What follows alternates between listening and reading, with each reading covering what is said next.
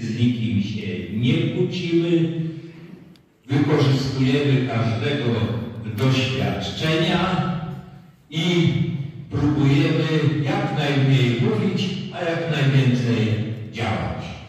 A nasze hasło, żebym się nie pomylił ze stresu, to jest skutecznie w naszych sprawach, bezpiecznie w naszych domach. Dobre miejsce, skuteczna grupa, świetna edukacja wzajemna. Nasz powiat jest podzielony, również już widzieliśmy niektórzy te takie lizaki, prawda, na 4 grupy. 4 obwody, tak, jednocześnie 4 grupy. Jeden, Sierakowice, Chmielno, Sulęczyno, co daje 7 mandatów, w tym roku dochodzi kolejny, jeden, było 6.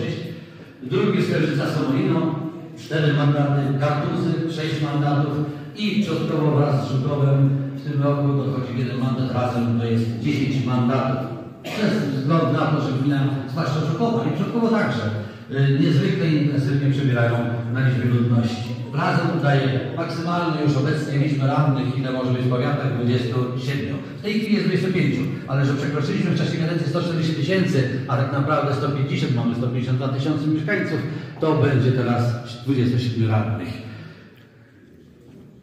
Tak. A więc kończąc to, chcę powiedzieć, że my tworzymy kolektyw, tworzymy sprawną grupę, nawzajem się wspierającą. Dążymy razem, wspólnie do jak najlepszych wyników.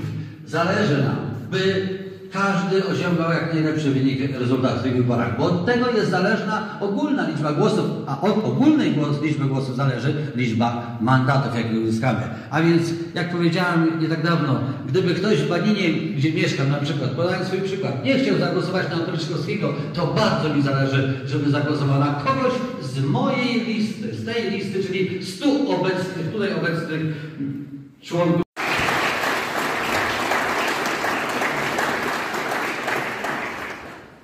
Dziękuję bardzo.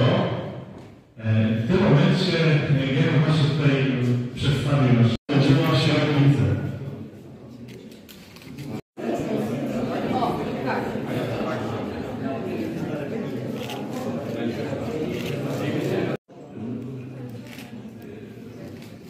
A czemu wszyscy tacy poważni?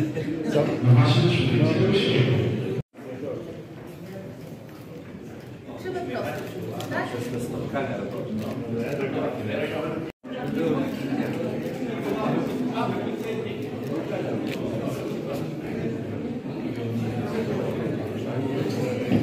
Serdecznie wszystkich witam. Na początku chcielibyśmy w naszym imieniu wszystkich obecnych i tych, których nie ma, koleżanka pielęgniarka poszła już ratować zdrowie i życie. Niestety do pracy. Kolega strażak grup troszeczkę kontuzjowany. Także proszę wybaczyć, usprawiedliwiamy, prawda? Życzymy Wam wszystkim sukcesu w nadchodzących wyborach. Fajna, silna, zwarta grupa.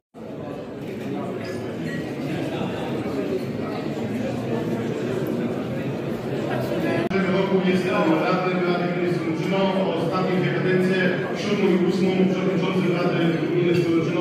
Dzisiaj stoję. Który aparat patrz. Nie oddychać.